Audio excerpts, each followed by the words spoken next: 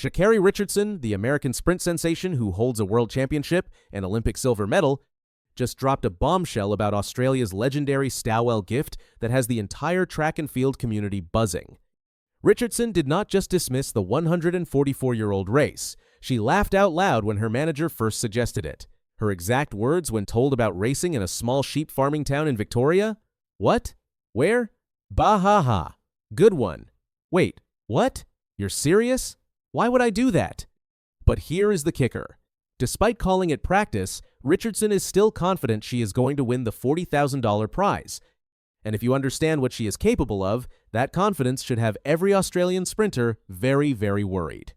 Let us break down exactly why Richardson's comments spell trouble for Australia's track and field scene, and what it means when the fifth fastest woman in human history treats your premier event like a warm-up jog. First, you need to understand who Sha'Carri Richardson really is. This is not just another American sprinter looking for an easy payday.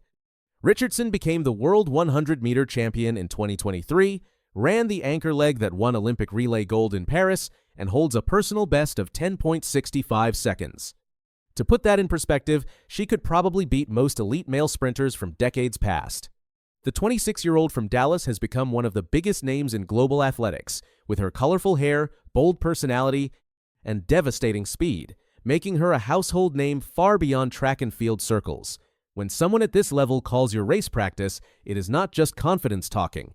It is a statement about the gulf in class between elite international competition and what Australia has to offer.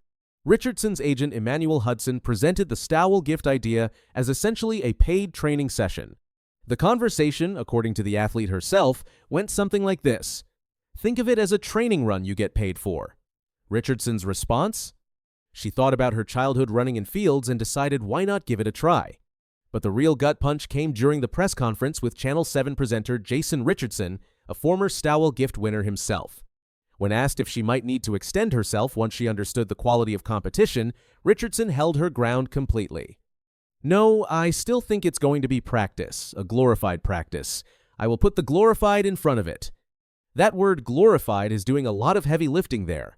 It suggests Richardson sees the Stawell Gift as slightly more organized than literally running around in a field, but not by much. For a race that bills itself as Australia's richest foot race and one of the country's most iconic sporting events, that is a devastating assessment from someone who knows what elite competition looks like. What makes this even more concerning for Australian athletics is the specific challenge Richardson faces. The Stawell Gift is not run on a traditional synthetic track.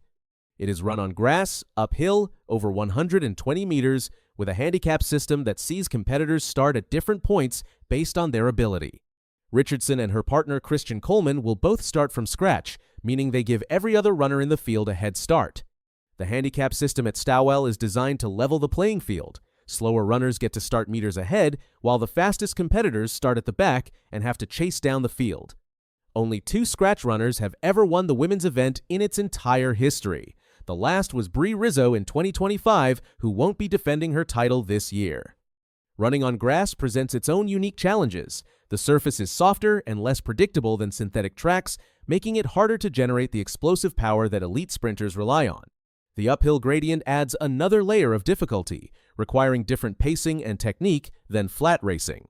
Richardson acknowledged this, saying the 120-meter distance would challenge her since it is not something she has worked on before, though she trains over that distance regularly. When asked about equipment, specifically whether she would need longer spikes for the grass surface, Richardson's response was typically confident. If it came down to it, I could easily run barefoot. As long as we got grass and I got feet, I am good. That casual dismissal of the technical challenges tells you everything about how Richardson views this competition.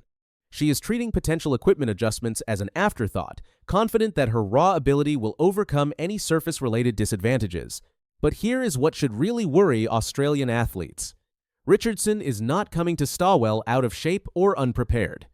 She is using this as preparation for the Los Angeles Olympics in 2028, where she is seeking redemption after being beaten for gold by St. Lucia's Julian Alfred in Paris. Every training session, every race matters in her preparation for what could be her final shot at Olympic gold.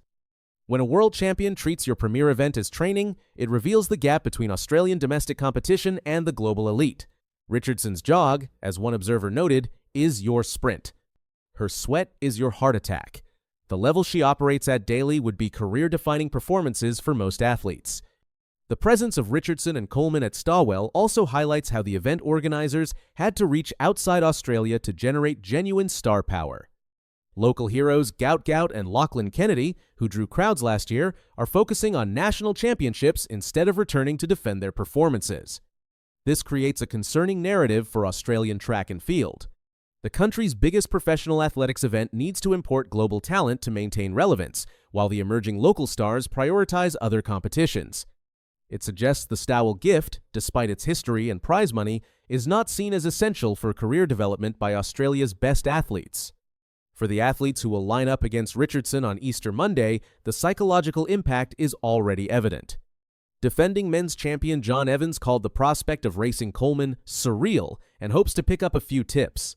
Runner-up Jasper Thomas admitted every competitor would be battling the thoughts of that absolute demon of a sprinter coming down that track. When your domestic champions are already intimidated before the race begins, it does not bode well for competitive balance. The broader implications extend beyond one race. Richardson's casual dominance at Stawell could expose the depth issues in Australian sprinting.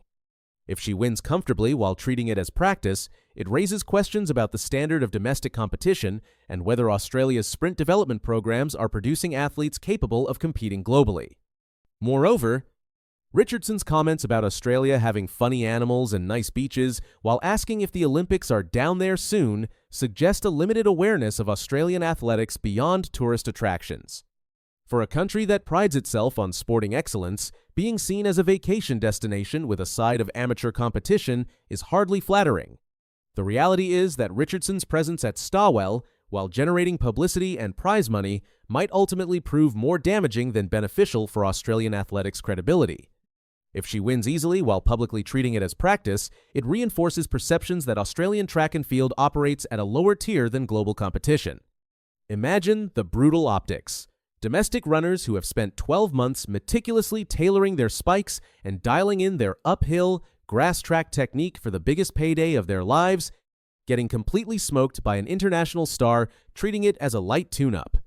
It is a stark, humbling reminder that while the historic handicap system is designed to manufacture a thrilling photo finish, raw, world-class speed does not care about your head start.